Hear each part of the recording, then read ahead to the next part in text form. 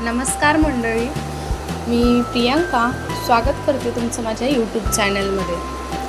तर आज आपण इथे मुगाची अगदी गावरान पद्धतीनं जुन्या पद्धतीनं जशी आमटी बनवली जायची ना, अगदी तशाच पद्धतीनं आमटी बनवणार आहोत. आणि ती फक्त 2 ते 3 चमचे एवढेच मूग मी इथे घेतलेले आहेत आणि ते भिजवून घेतलेले आहेत.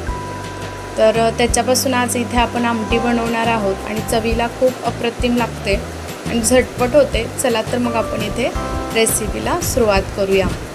तर इथे बघा मी मूग घेतलेले आहेत आणि हे मूग जे आहेत ना, अगदी रात्रभर छान असे पाण्यामध्ये भिजवून घेतलेले आहेत आणि इथे तुम्हाला दाखवलं मी दाबून, तर छान असे भिजलेले आहेत.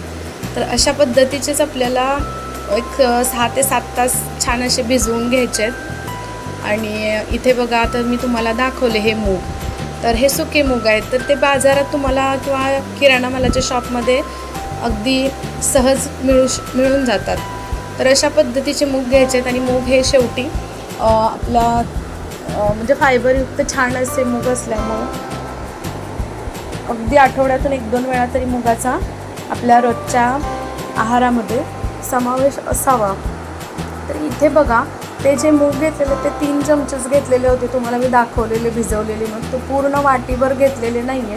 तर ते मूग आपल्याला छान असे मिक्सरमधून वाटून घ्यायचे. तर इथे बघा ते वाटण बनवून घेतलेलं आहे मी आणि ते एका छोट्याशा डिशमध्ये साईडला काढून घेऊया आणि त्याच्यानंतर आपण पुढची प्रोसेस करून घेऊया. तर आपल्याला एक वाटण बनवायचं आहे बघा. तर इथे बघा कोथिंबीर घेतलेली आहे, भरपूर अशी हिरवीगार छान देठासहित कोथिंबीर घेतलेली आहे. आलं घेतलेलं आहे 1 ते 1.5 इंच. 7 ते 8 लसूण पाकळ्या घेतलेल्या आहेत आणि इथे घेतलेलं आहे खोबरं. तर तुम्ही ओलं खोबरंही वापरू शकता. मी इथे सुकं खोबरं वापरलेलं आहे. छान असे बारीक काप करून घ्यायचे आणि हे सगळं मिक्सरमधून छान वाटून घ्यायचं आहे बारीक अगदी. याचं वाटण बनवूया.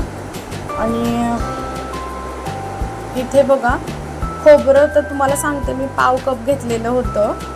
तर इथे पाणी घालून अजून एक वेळा वाटून घेऊया. पहिलं असंच वाटून घ्यायचं म्हणजे छान वाटलं जातं आणि नंतर पाणी घालून वाटायचं म्हणजे अगदी बारीक छान पेस्ट तयार होते याची. अशा पद्धतीचं वाटण आपण बनवलेलं आहे.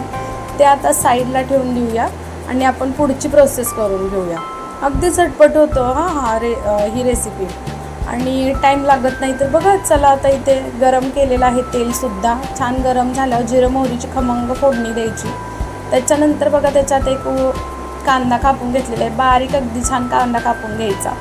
मीडियम साईजचा अगदी मस्त कांदा कापून घेतलेला आहे, तोही छान परतून घ्यायचा.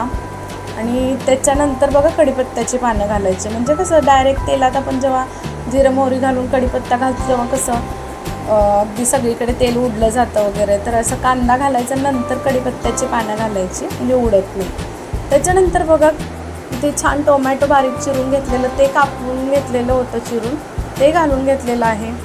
त्याच्यानंतर मीठ घालायचं आपल्याला चवीनुसार जेवढं लागेल ना तेवढं मीठ घालून छान असं वाफवून घ्यायचं. कांदा टोमॅटो मस्त शिजवून घ्यायचं बघा.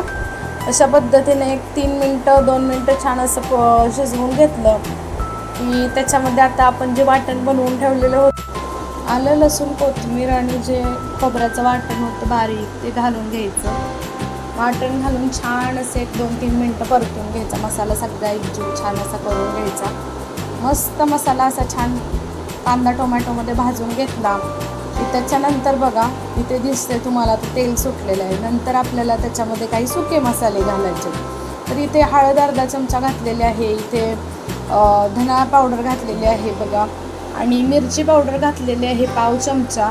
आणि आपला जो साठवणीतला मसाला असतो, इथे मी कांदा लसूण मसाला वापरलेला आहे 1 चमचा.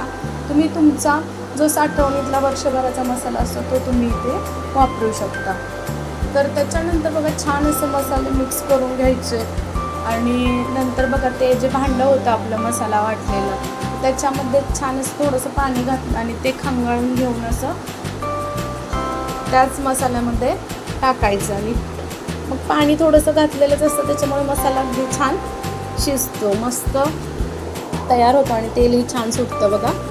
आणि इथे आता आपला मसाला छान भाजून झालेला आहे, कांदा हे सगळं अगदी तो मसाला. तर आता ह्याच्याबरोबर बघा ह्याच्यामध्ये घालायचं आहे आपण जे वाटण बनवून घेतलेलं होतं मुगाचं, तर ते हिरव्या मुगाचं वाटण ह्याच्यामध्ये घालायचं आणि परत एक वेळा छान असं मिक्स करून घ्यायचं आणि गरम पाणी इथे थोडंसं घालायचं आहे, अगदी छान एकजीव होण्यासाठी. म्हणजे कसं छान अगदी एकत्र मस्त छान मसाला तयार होतो आणि मस्त ग्रेव्हीही तयार होण्यासाठी. नंतर बघा आपल्याला जसं हवं तसं पाणी तुम्ही गरम करून त्याच्यामध्ये कमी जास्त तुम्हाला जसा थिकनेस हवा, आमटी जशी तुम्हाला हवी आहे त्या पद्धतीनं तुम्ही इथे त्याच्यामध्ये पाणी टाकून घ्यायचं. आता इथे मला जेवढं हवं तेवढं मी पाणी घेतलेलं आहे टाकून. थोडंसं पातळ चवी, म्हणजे अगदी आपल्याला जसं आपण कधी लहान होतो तेव्हा आजी वगैरे आपली अशीच बनवायची बघा. अगदी थोडं जरी काही असेल ना कडधान्य तर त्याच्यामध्ये अगदी छान अशी भाजी बनवायची, सगळे आपली मम्मी पण बनवायची अशीच. तर तशा पद्धतीचीच इथे भाजी बनवलेली आहे, अशी म्हणजे आमटी. तर आता ही आमटी छान असं वाफाळत्या भातासोबत किंवा आपली चपाती भाकरी छान अशी कुस्करून बघा त्याच्यावरती अशी गरम गरम आमटी घ्यायची ओतून आणि मस्त कांदा आणि लिंबू घेऊन छान अशी वरपून खायची. तर अशा पद्धतीची आज आपण हिरव्या मुगाची आमटी अगदी 2 ते 3 चमचे भिजवलेल्या मुगामध्ये मस्त एवढी अशी आमटी केलेली आहे. अगदी 5 ते 6 लोकांना छान अशी पुरली जाते. तर इथे बघा आता 1-2 मिनटानंतर बघितलं तुम्ही कोथिंबीर घातली. कोथिंबीर घातल्यावर आपण गरम मसाला घातला होता आणि 2 मिनटं उकळून घेतली आणि कलरही छान आलेला आहे बघा. काय कलरसाठी काय वापरलं नव्हतं काय नाही, तरीसुद्धा आपल्या भाजीला म्हणजे आमटीला कलर मस्त आलेला आहे, कट आलेला आहे, तर्री आली आहे बघा छान. आणि आता हे आपण सर्व करून घेऊया एका बाउलमध्ये.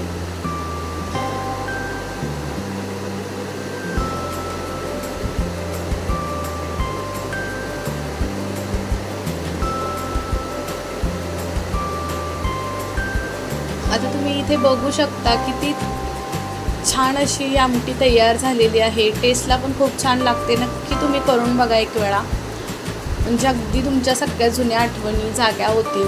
कारण आपण जास्त कडधान्य खाल्ले पाहिजेत, आहारामध्ये आपल्या कडधान्य पाहिजेत. तर अगदी म्हणजे कमी कडधान्यच इथे वापरलेलं आहे. अगदी 2 ते 3 चमच्यांमध्येच इथे आमटी छान अशी बनवलेली आहे.